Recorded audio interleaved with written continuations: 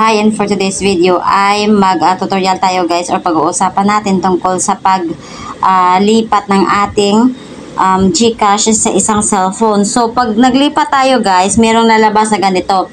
Makapag-login ka, pero once na sa finger authentication na siya guys, no, ito na po yung lalabas. So, ano yung gagawin natin pagka ganito po yung lalabas? So, syempre, dahil ang ating isang GCash ay nakaregister dito sa isang phone. So, once na nilipat po natin dito sa isang phone, yung ating GCash, ganito po na po yung lalabas. Okay? So, ituturo ko sa inyo kung paano. Ang gagawin natin guys ay mag-login po muna tayo ulit dito sa ating old na phone. Ito po yung new, ito po yung old. So, mag-login tayo dito. Okay, so once na-open natin yung ating guys, GCash, no, nasa dashboard na tayo, no.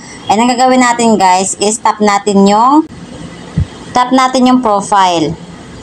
Pagka-tap natin ang profile guys, ito yung makikita nyo. So, ang gagawin natin is punta tayo sa may settings. Tap mo yung settings. And then pagkatapos guys, pagka-tap mo ng settings, meron ka makikita dyan na natin tong account secure. Okay. So, tap mo yung account secure guys, and then ito yung makikita mo, no, Realme, nasa Realme. Okay, tap mo yung arrow guys.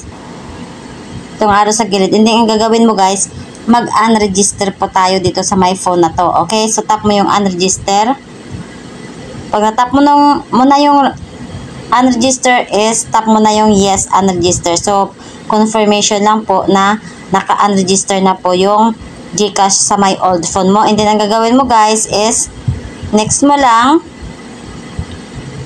and then face verification po. Okay? Mas mag-face verification tayo. Pagkatapos ng face verification is login GCash, and then ito na po yung lalabas guys. Okay, so wala na po siya dito. So ang gagawin natin is maglalagin na tayo dito sa ating new phone. Okay?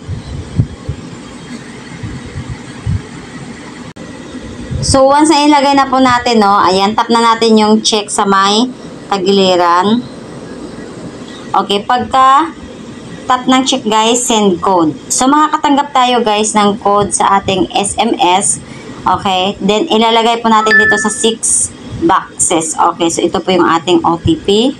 So, pagkalagay na natin ng 6 digit doon sa my box guys, no, na code, ito na po yung lalabas ngayon.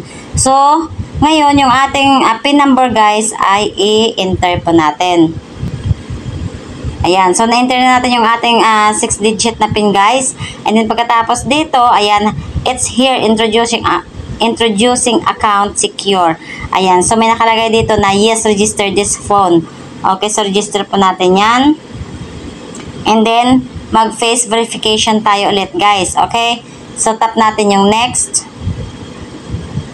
At pagkatapos, while using this app, and face verification guys. Ayan, once natapos mo na mag-face verification, ito na po yung lalabas. Congratulations, account secure ka na. Ayan, so gagawin mo, go to dashboard. And ito na po yung ating GCash na open na po natin dito sa ating new phone.